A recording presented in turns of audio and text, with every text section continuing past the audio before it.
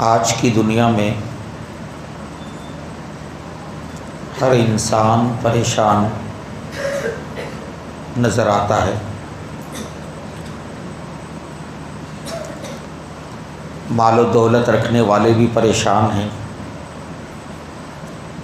اور جن کے پاس مال و دولت کی کمی ہے وہ بھی پریشان ہیں۔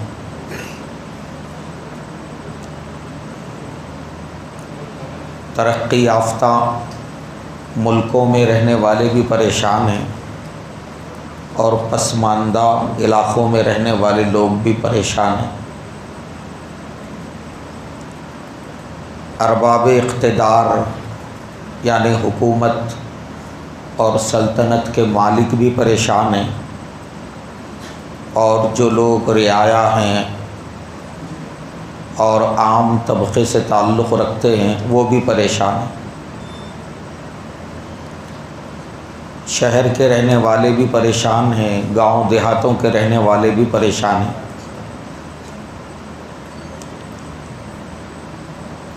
علم رکھنے والے بھی پریشان ہیں، اور ناخواندہ ان پڑھ لوگ بھی پریشان ہیں۔ یہ ایک ایسی حقیقت ہے کہ کوئی انسان اس کا انکار نہیں کر سکتا۔ ہر آدمی اگر اپنے گریبان میں منہ ڈال کر سوچے تو اسے یہ محسوس ہوگا کہ مجھے زندگی کا سکون حاصل نہیں ہے۔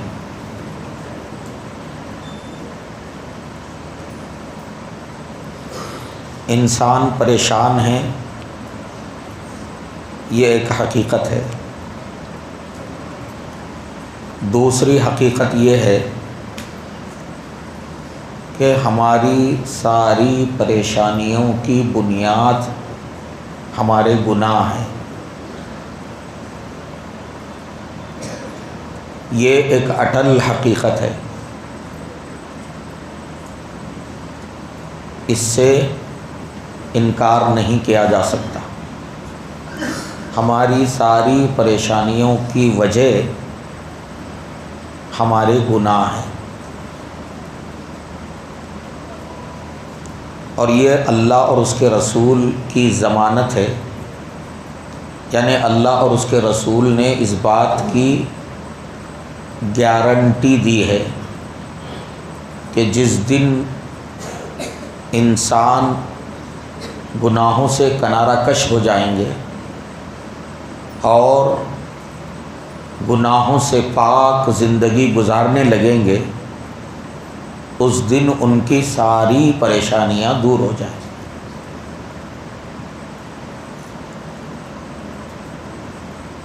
گناہ تمام پریشانیوں کی جڑ ہے۔ ایسا اس لیے ہے کہ اللہ نے انسانوں کا قلبی سکون اپنی اطاعت میں رکھا ہے۔ یہ مضمون ہمارے بچوں کے لیے بھی اہمیت رکھتا ہے۔ دینی مدارس کے طلباء، ان کے لیے بھی یہ مضمون بڑی اہمیت کا حامل ہے۔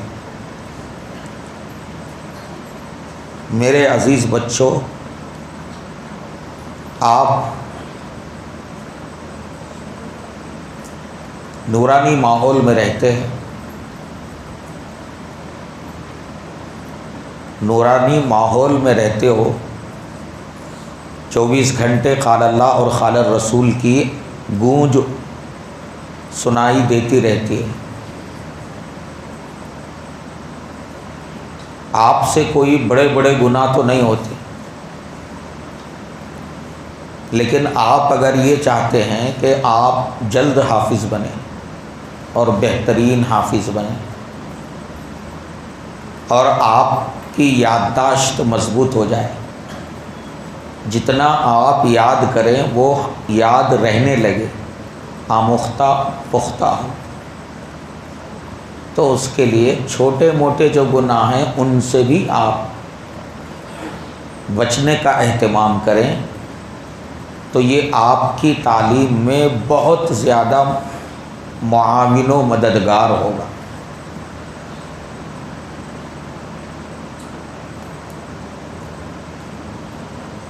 چھوٹے موٹے جو گناہ ہیں ان سے بھی کنارہ کشی اختیار کر لیں۔ جو طالب علم جتنا زیادہ اپنی نگاہ کی حفاظت کرے گا اور گناہ سے بچے گا، اللہ تعالیٰ اتنا جلد اس کو اپنا کلام یاد دلوائیں گے، اور وہ جو کچھ یاد کرے گا اسے یاد رہے گا۔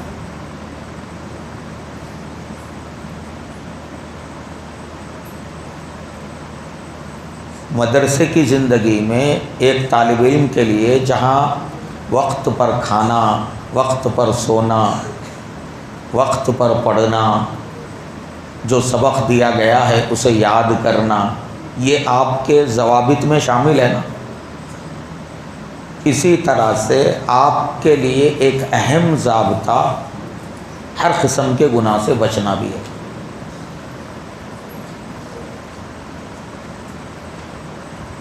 جیسے آپ خوب محنت کرو گے تو سبق آپ کا آگے بڑھے گا، اسی طرح سے اگر خوب گناہوں سے بچو گے تو آپ آگے بڑھیں گے اور اللہ کا کلام آپ کے سینے میں آسانی کے ساتھ محفوظ ہونے لگے گا۔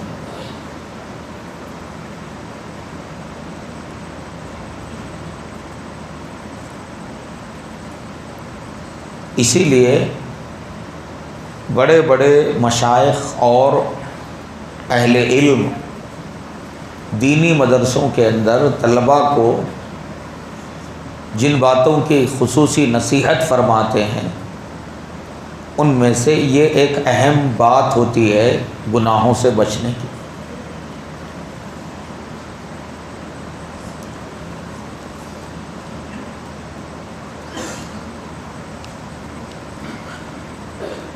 میرے بھائیوں بزرگوں، میں یہ عرض کر رہا تھا کہ ہماری ساری پریشانیوں کی جڑ جو ہے گناہ ہے، ہمارے گناہ ہیں۔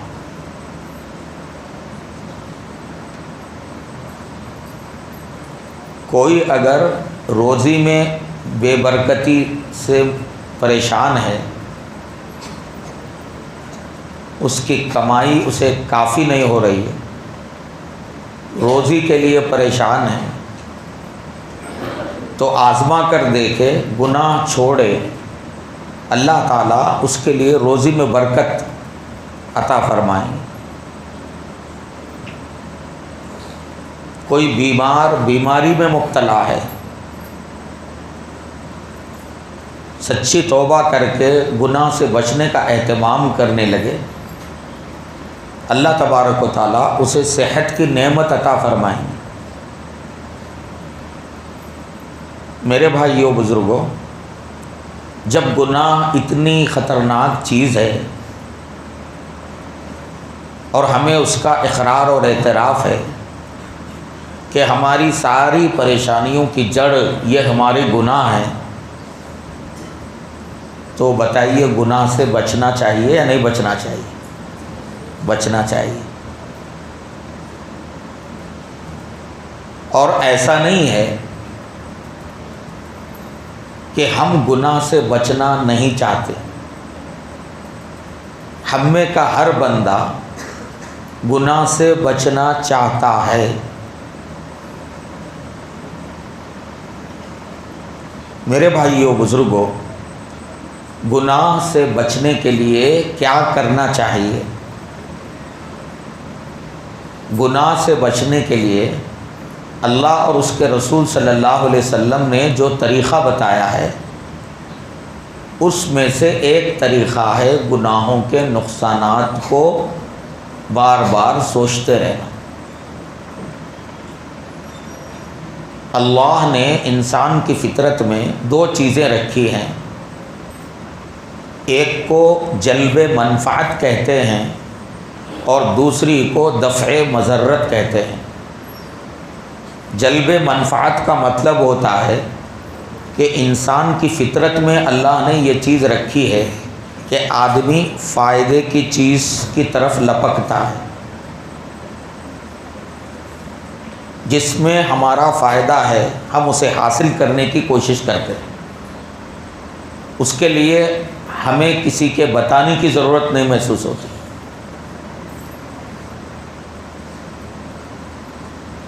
نفع کی چیز کو حاصل کرنا یہ انسان کی فطرت میں شامل ہے۔ اسی طرح سے اسی کو جلب منفعت کہتے ہیں، اور نقصان والی چیز سے بچنا، نقصان والی چیز سے خود کو الگ کر لینا، یہ انسان کی فطرت ہے اور اس کو دفع مضرت کہتے ہیں۔ یہ دو قوتیں انسان کے اندر اللہ نے رکھی ہیں، قوت جالبہ اور قوت دافعہ۔ کوئی آدمی نقصان کی جگہ خود اپنے آپ کو وہاں نقصان کے مقام پر نہیں ڈالتا، کوئی آدمی جان بوجھ کر نقصان دہ چیز کو نہیں اپناتا۔ کہیں آگ جل رہی ہو، کوئی آدمی جو صحیح، جس کا دماغ صحیح سالم ہو، اس آگ میں جا کر نہیں کودتا، جانتا ہے کہ اگر میں آگ میں گروں گا تو میں جل جاؤں گا۔ ایک بندہ عمارت پر کھڑا ہے، اونچی عمارت پر، وہ ہمیشہ ڈرتا رہے گا اور کنارے سے بالکل جو ہے دور رہے گا۔ کیوں؟ اس لیے کہ وہ جانتا ہے کہ اگر میں اوپر سے نیچے گر گیا تو میں ہلاک ہو جاؤں گا۔ کہیں اگر سانپ نکل آئے تو جان بوجھ کر کوئی آدمی سانپ کو جا کے پکڑتا نہیں، جانتا ہے کہ اگر میں ایسا کروں گا تو سانپ مجھے ڈس لے گا اور میری موت واقع ہوگی۔ تو اس سے یہ معلوم ہوتا ہے کہ انسان کے اندر اللہ نے یہ فطرت رکھی ہے کہ وہ نقصان پہنچانے والی چیزوں سے اپنی حفاظت کرتا ہے، نقصان پہنچانے والی چیزوں سے آدمی بچتا ہے۔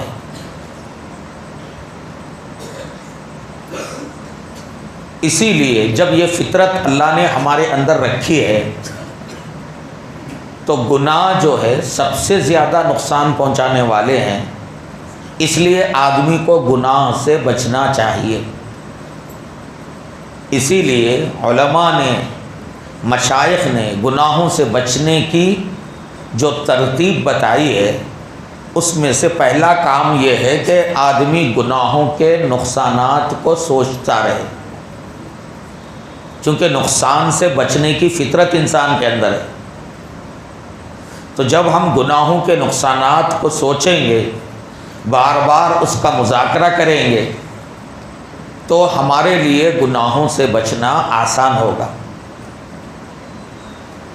گناہوں کے نقصانات کیا کیا ہیں؟ بہت بڑی تعداد ہے، علماء نے ان کو شمار کیا ہے۔ باقاعدہ علماء نے گناہوں کے نقصانات پر کتابیں لکھی۔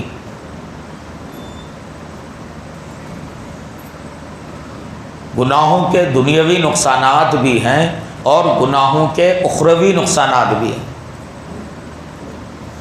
گناہوں کے دنیاوی نقصانات میں سے ایک بڑا نقصان یہ ہے کہ گناہ کرنے والا گناہوں کی وجہ سے زندگی کے سکون سے محروم ہو جاتا ہے۔ یہ بالکل حقیقت ہے۔ گناہ کرنے والا گناہ کی وجہ سے زندگی کے سکون سے محروم ہوتا ہے۔ اپنی زندگی کو پرسکون بنانا یا اپنی زندگی کے سکون کو غارت کرنا یہ ہمارے اختیار میں۔ گناہوں میں لطف رہ کر اگر ہم اپنی زندگی کے سکون کو برباد کرنا چاہتے ہیں تو برباد کر لیں، لیکن اگر زندگی کا سکون چاہیے، زندگی کا سکون چاہیے تو کیا کرنا ہوگا؟ گناہ سے بچنا ہوگا۔ اللہ تعالیٰ نے حضرت آدم اور حوا کو جنت میں رکھا اور جنت میں ہر طرح کی نعمتیں ان کے لیے مہیا فرمائی۔ جب تک ان سے گناہ نہیں ہوا وہ سکون سے تھے جنت میں۔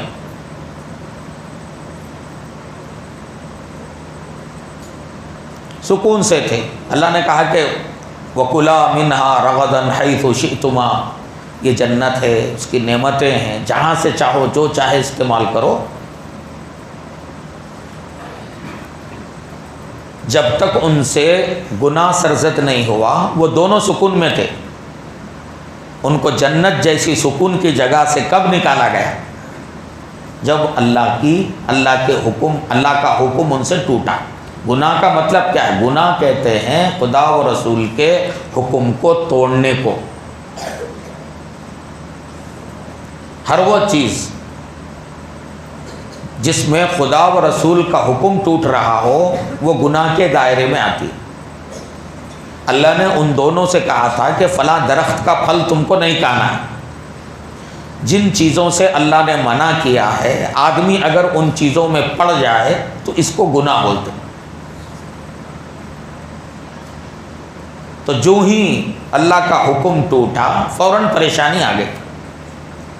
سب سے بڑی پریشانی یہ آئی کہ لباس اتر گیا۔ پھر اس کے بعد جنت سے کیا کیا گیا؟ نکالا گیا۔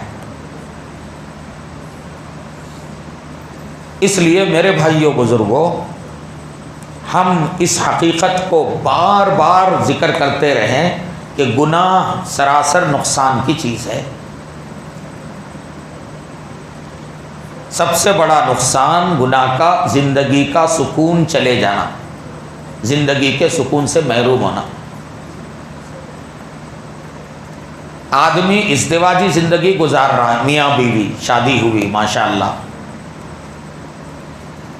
اگر یہ دونوں میاں بیوی گناہ سے بچ کر زندگی گزارے تو دونوں کی زندگی جنت کا نمونہ بنے گی۔ لیکن ان دونوں کی زندگی کا سکون تب ختم ہوتا ہے جب دونوں کے دونوں یا دونوں میں سے کوئی ایک اللہ کے حکم کو توڑ دیتا ہے۔ اللہ کا حکم کسی بھی چیز سے متعلق، ہمارے ذہنوں میں عام طور پر گناہ کے بارے میں یہ تصور ہے کہ گناہ بولے تو چوری کرنا، شراب پینا، زنا کرنا، یہ گناہ ہمارے ذہنوں میں۔ اگر شوہر بیوی کی حق تلفی کرتا ہے یہ بھی گناہ ہے، بیوی اگر شوہر کی اطاعت نہیں کرتی ہے تو یہ بھی گناہ ہے،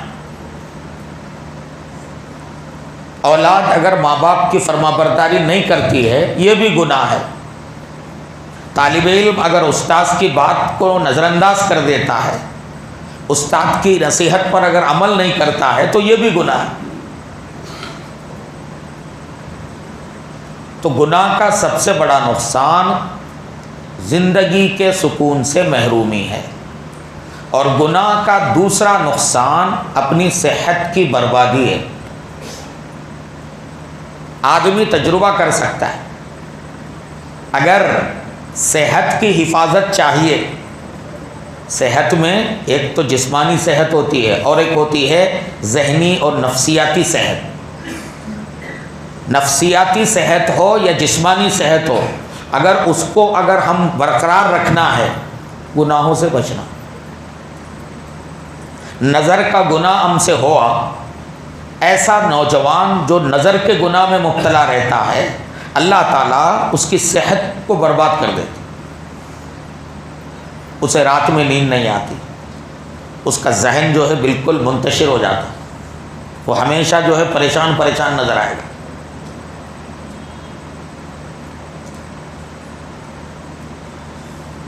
یہ بالکل حقیقت ہے، ہمارے آج کے نوجوان جو ہے خود اس کا تجربہ کر رہے ہیں۔ جو بندہ جتنا اللہ اور اللہ کے رسول کے حکموں کو پورا کرے گا اتنی اس کی صحت برقرار رہے گی۔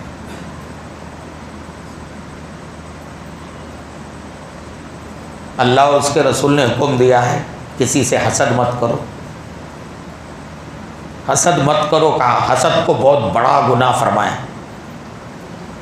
حسد سے نیکیاں برباد ہونے کی بات کہی گئی، لیکن یہ حسد آدمی کی صحت کو کتنا برباد کرتا ہے ہم اس پر تصور بھی نہیں کر سکتے۔ یہ جو روحانی جو بیماریاں ہیں نا، حسد ہے، دوسرے کی ترقی کو دیکھ کر جلنے کا معاملہ ہے، دوسرے کی دولت کو دیکھ کر اپنے اندر بھی وہ حاصل کرنے کا جذبہ، اس کے لالچ کرنا ہے، کسی سے بغض رکھنا ہے، کسی سے نفرت کرنا ہے، کسی کے ساتھ تعلقات کو بگاڑ لینا ہے، اپنے کو دوسروں سے برتر سمجھنا ہے، یہ وہ چیزیں ہیں، اس کا جو وبال ہے وہ تو آخرت میں ہوگا، لیکن ان سب چیزوں کا وبال دنیا میں صحت کی بربادی کی شکل میں پیش آتا ہے۔ ان سب بیماریوں سے کیا ہوتا ہے؟ آدمی شوگر میں مبتلا ہو جاتا ہے، اس کی بی پی بڑھ جاتی ہے، اس کے بعد پھر ہارٹ کے مسائل پیدا ہو جاتے ہیں۔ آپ اگر اپنے دل کو ان ساری بیماریوں سے پاک رکھیں، کسی سے حسد نہیں اور کسی سے جو ہے جلن نہیں، کسی سے نفرت اور بغض نہیں ہے، دل ہمارا صاف ہو بالکل ہر ایک کے بارے میں، اور زیادہ کے حرص اور لالچ نہیں ہے، بڑے بننے کی جو ہے نا خواہش نہیں ہے، ایسا آدمی اس کا دل بالکل پاک رہے گا، اور ایسا آدمی اس قسم کی بیماریوں سے، بی پی سے، شوگر سے، ہارٹ سے اور ایسی بیماریوں سے بالکل محفوظ رہے گا۔ میرے بھائیوں بزرگوں، گناہ کا ایک نقصان یہ ہے کہ گناہ آدمی کی ذلت کا سبب بنتا ہے۔ ہم جتنے گناہ کریں گے نا، اپنی ذات میں بھی ہم ذلیل ہو جاتے، یعنی خود اپنی نگاہ میں ذلیل ہوتے اور پھر دوسروں کی نگاہ میں بھی ذلیل ہو جاتے، اس لیے کہ عزت اللہ نے اپنی اطاعت میں رکھی ہے۔ وَلِلَّهِ الْعِزَّةُ وَلِرَسُولِهِ وَلِلْمُؤْمِنِينَ، عزت اللہ کے لیے، حقیقی عزت اللہ کی، اللہ کے لیے، اللہ کے رسول کے لیے اور ایمان والوں کے لیے۔ آدمی جتنا گناہ کرتا جائے گا لوگوں کی نظروں سے بھی گرے گا اور خالق کائنات پروردگار کی نظر سے بھی گرے گا۔ تو میرے معزز بھائیوں بزرگوں، گناہوں سے بچنے کے لیے گناہوں کے نقصانات کو بار بار سوچتے رہنا چاہیے۔ یہ گناہوں سے بچنے کا ایک اہم راستہ ہے۔ گناہوں سے بچنے کا ایک اور راستہ ہے، اور وہ بھی بہت اہمیت رکھتا ہے، اور اسی کی طرف توجہ دلانے کے لیے یہ لمبی تمہید جو ہے باندھی گئی ہے۔ گناہوں سے بچنے کے لیے سب سے بنیادی چیز یہ ہے کہ ایک مومن بندے کو ہر دم اللہ کے دیکھنے کا استحضار رہے، اللہ کے دیکھنے کا استحضار۔ ہمارا عقیدہ ہے کہ اللہ تبارک و تعالیٰ سے کوئی چیز چھپی ہوئی نہیں ہے۔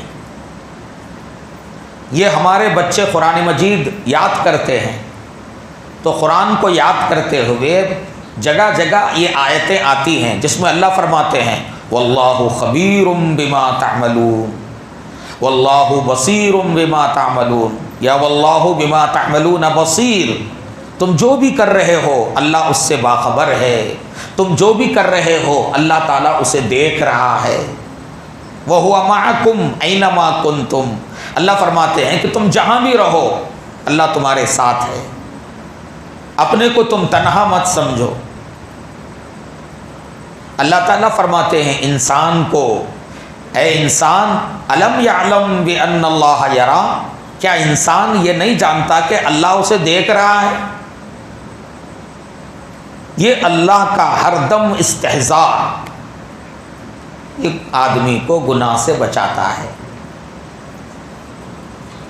اس لیے مشائخ کے یہاں باقاعدہ اللہ کے دیکھنے کا استحضار پیدا کرنے کی مشق کرائی جاتی ہے۔ باقاعدہ مشق کرائی جاتی ہے، اس کے لیے باقاعدہ ایک عمل دیا جاتا ہے۔ نقش بندی سلسلے کے اندر اس عمل کو وقوف قلبی کہا جاتا ہے۔ وقوف قلبی کا مطلب یہ ہے کہ آدمی دن بھر اپنے کاموں میں مصروف رہے، مگر دل اور دماغ اللہ کی طرف متوجہ رہے، یہ سوچے کہ اللہ مجھے دیکھ رہے، ہر تھوڑی دیر میں یہ سوچنا اللہ مجھے دیکھ رہا ہے۔ اور سلسلہ چشتیہ کے اندر باقاعدہ سالکین کو مراقبہ کرایا جاتا ہے۔ مراقبہ کس چیز کا کرایا جاتا ہے؟ کرایا جاتا ہے کہ یوں بولو اللہ حاضری، اللہ میرے ساتھ موجود ہے، اللہ ناظری، اللہ مجھے دیکھ رہا ہے، اللہ معی، اللہ میرے ساتھ ہے۔ اس کا باقاعدہ مراقبہ کرایا جاتا ہے۔ اس کی وجہ یہی ہے، آپ نے وہ قصہ تو بارہا سنا ہوگا، ایک اللہ والے کے پاس بہت سے ان کے مریدین تھے اور عرصے سے جو ہے ان کے ساتھ لگے ہوئے تھے۔ ایک نوجوان مرید، ایک نوجوان بندہ آیا اور ان سے اس اللہ والے کے ہاتھ پر اس نے بیعت کر لیا۔ زیادہ دن نہیں گزرے کہ شیخ نے اس نوجوان کو خلافت اور اجازت دے دی۔ اب یہ پرانے جو لوگ تھے، جو برسوں سے جو ہے ان کی صحبت میں رہ رہے تھے، ان کو حیرت ہوئی اور ایک طرح سے ان کے دل میں جو ہے خیال آیا کہ بھئی ہم اتنے سالوں سے ہیں، ایسا خیال آنا بھی صحیح نہیں ہے۔ کسی اللہ والے سے جڑ کر یہ خیال رکھنا کہ بھی مجھے جلدی خلافت مل جائے، یہ سلوک کے منافی ہے۔ اب ان لوگوں میں یہ خیال آیا اور اس کی اطلاع شیخ کو ہو گئی، تو شیخ نے بتانا چاہا کہ بھئی ایسا کیوں ہوا ہے۔ تو شیخ نے ان مریدوں کو بھی بلوایا اور یہ جو نئے نوجوان تھے ان کو بھی بلایا اور سب کو جو ہے نا ایک مرغی دے دی اور کہا کہ آپ سب لوگ اپنی اپنی مرغی کو ایسی جگہ جا کر ذبح کر کے لاؤ جہاں کوئی نہ دیکھتا ہو۔ شیخ نے کہہ دیا، سب چلے گئے، کوئی اپنے گھر کے اندر بیٹھ کے ذبح کیا، کوئی جو ہے نا جنگل میں چلا گیا، کوئی کسی دور جگہ چلا گیا، پہاڑ میں غار میں کر کے ذبح کر کے لائے۔ اور یہ جو نوجوان تھے، یہ صاحب جو ہے نا مرغی جیسے لے کے گئے ویسے ہی لائے بغیر ذبح کیے۔ اب جن جن لوگوں نے جہاں جہاں ذبح کیا تھا سب آ کر بتانے لگے کہ بھئی ایسی ایسی جگہ میں نے ذبح کیا ہے۔ اور ان نوجوان سے جب کہا گیا کہ بھئی آپ ایسے ہی لے کے آ گئے، آپ نے ذبح نہیں کیا، تو وہ فرمانے لگے کہ آپ نے کہا تھا نا ایسی جگہ ذبح کرو جہاں کوئی نہ دیکھتا ہو، مجھے ایسی کوئی جگہ ہی نہیں ملی۔